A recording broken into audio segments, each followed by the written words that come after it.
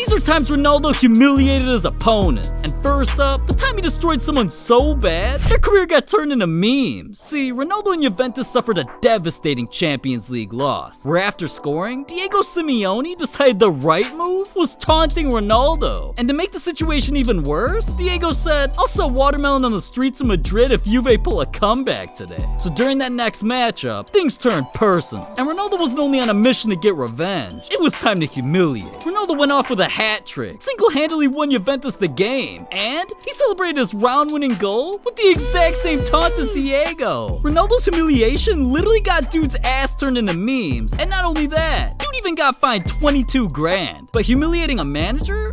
Players have done that. How about humiliating one of football's greatest ever? That's something only Ronaldo can do. In 2012, Ronaldo just had to let Barca fans know who daddy was. I ain't taking anything away from Messi, he just won El Clasico. And while having his record-breaking season, he had one more goal than Ronaldo. But Barca fans started feeling like CR7 slipped from the top of the GOAT debate. And this let Ronaldo know, it wasn't just the perfect time to humiliate, it was time to go down in history. During his next matchup against Granada, Ronaldo came out on fire, and he scored not one, not two, not three, not four, but 5 goals, including an 8-minute hat trick, and carried Real Madrid to a 9-1 victory. Jesus, you gotta feel bad for Granada, because they didn't deserve that level of ass whooping, but hey, at least they got over it, because one legend got humiliated by Ronaldo so bad, they're still beefing almost 10 years later. One game was about to decide 2 countries' fate. The winner was heading to the World Cup. So Ronaldo knew if he didn't humiliate, he'd get humiliated. And there was one man in his way. Throughout the first half, both clubs were at each other's necks. But nobody was more frustrated than Ronaldo. With plenty of opportunities to score, he just couldn't give his club an edge until the 49th minute. Oh, what a beautiful ball. Now it's Cristiano Ronaldo with a chance maybe to steal it. And he has taken it. That was crazy. But even though CR7 fans think he's the second coming of Jesus Christ, the game wasn't over, and Zlatan wasn't going down without a fight. Beyond him, but in! Ibrahimovic has finally arrived, and there is a glimmer of hope for Sweden.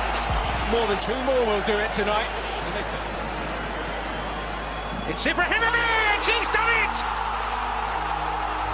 Right then and there, we witnessed history, because for the first time ever, Ronaldo is being humiliated. But Ronaldo secured a hat trick, carried his country to victory, and to this day, Zlatan's still not over it. Whenever Zlatan gets an opportunity to throw a jab, over 9 years later, he's still reminding the world that Ronaldo's living in his head rent-free. And speaking of heads, let's talk about the time Ronaldo humiliated someone so bad, it literally made him think their hair grew back. We're talking about Champions League, Juventus versus Real Madrid. And just 3 minutes in, Ronaldo wasted no time. But hold up, job wasn't finished, because Ronaldo didn't just want to win. He wanted to humiliate this club so bad, it went down in history. See, the goal was being defended by one of football's most legendary goalkeepers, Gianluigi Buffon. So Ronaldo had to whip something special out his bag of tricks. And in the 62nd minute, things were getting hectic until And then Ronaldo pulled off the greatest goal in Champions League history. Just look at Buffon, man, stunned in place. The Juventus crowd literally cheering for Ronaldo, who was on the opposing team. And Zidane checking to see if his hair grew back. After all that humiliation, I'm surprised Juventus let Ronaldo come to their club. But at least he didn't do Juventus as dirty as the time he humiliated someone so bad, it turned an opposing club's own fans into his. See, there's always been one stadium that gave Ronaldo nightmares.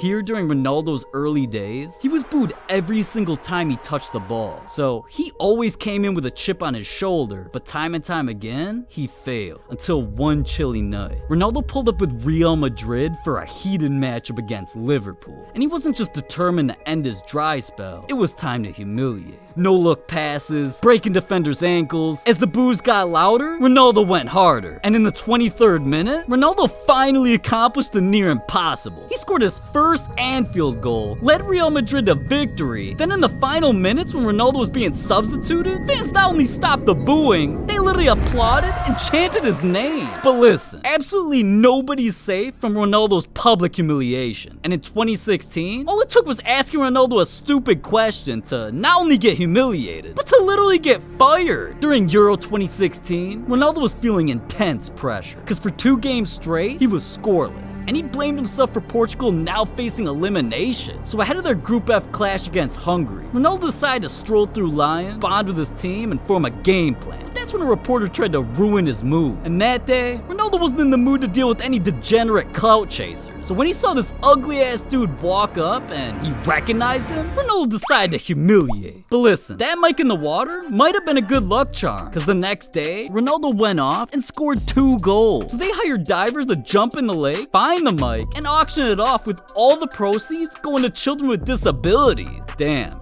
Even when Ronaldo humiliates, he's saving people. Well, there was that one time he humiliated a dude so bad, the dude almost never walked again. In 2003, Ronaldo was just 18. You know, the new kid on the block. And there was one player who always gave Ronaldo a run for his money. Ronaldo vs. Cole matchups became one of the early 2000 Premier League's highest profile battles. Because even though Ronaldo had astronomical hype and potential, Ashley Cole was one of the only defenders who could contain Ronaldo. See, Cole built a reputation for himself as one of the world's best fullbacks. But even the toughest defender of Ronaldo's career had to get humiliated. So with all eyes on their duel and just 4 minutes in, Ronaldo put Cole in his place. Just look at young Ronaldo, man. Teaches opponents extra workouts, introduce them to yoga poses. How can you hate on this man? But for real, Ronaldo ain't scared to humiliate, even if it costs companies billions. It was Euro 2020, and Ronaldo was fed up. As he came out ahead of his matchup against Hungary, he was obligated to show up and answer questions at a press conference. But right when he sat down, Ronaldo shamed Coca-Cola in front of the entire world.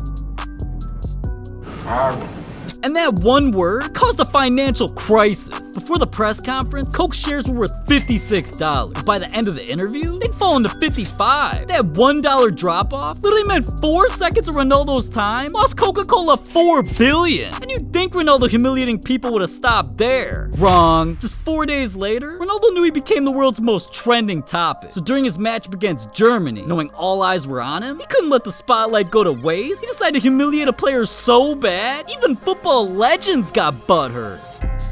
Just look at that shit. Dude really acted like he was gonna catch it. Then no-look kick before Antonio even knew what happened.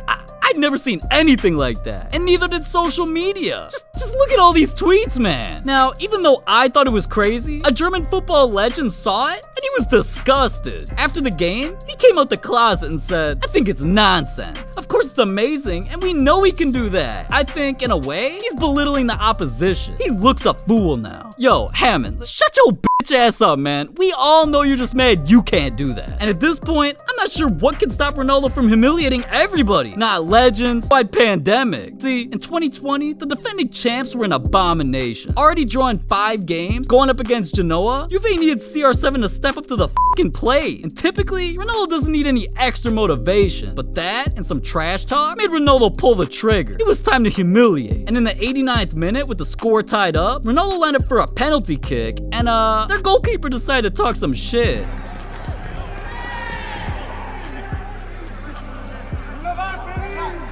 Yeah, he should've just kept quiet. See, this ain't Ronaldo's first rodeo. He's humiliated players on the field, off the field. He even humiliates players in the street. And one humiliating moment we just gotta talk about is between Ronaldo and LeBron James. For nearly 2 decades, these guys have been in a heated battle that nobody's talking about. And it all started when LeBron copped his first car. A fully customized Hummer H2, looking like something only a rapper would drive. LeBron was just about to be drafted into the NBA. And being so young, this purchase completely broke the news to the point where other countries were seeing it. And well, it inspired a young Ronaldo, who that same year also made it to the big league. So Ronaldo decided, hey, I'm gonna be a superstar too. I think it's time I cop my first car. And he splurged on an Audi S3. You know, nothing too crazy. And in all honesty, LeBron had him beat. But that was just the beginning of the world's most vicious car war. Rolls Royces, Ferraris, Lamborghinis, G-Wagons, Porsches. For nearly 20 years, as the two level up their game in sports, they always elevated their garages, and the competition got fierce. But as they both became icons, LeBron just couldn't keep up with Ronaldo. Yeah, in 2020, LeBron copped some of his most expensive cars ever. $1 million Mercedes, $1 million Porsche. Shit, he even brought his teenage years back to life and copped a brand new Hummer. But see, LeBron's competing with a psychopath. To this day, Ronaldo's made it a tradition to cop at least one new car every single month. And there's a reason he gets invited to exclusive events. Our boy Ronaldo's got $1 million Ferraris, $1 million McLarens. He's been there, done that with the $1 million cars. Ronaldo's on another level, man. And that's exactly why he's got $5 million and $12 million Bugatti. It takes his car buying addiction to nearly $30 million in total. So whether it's football or basketball, on the field or on the road, ain't nobody f***ing with Ronaldo, man. Anybody can get humiliated. But see, secret competitions ain't the only thing Ronaldo's been spending millions on. $4 million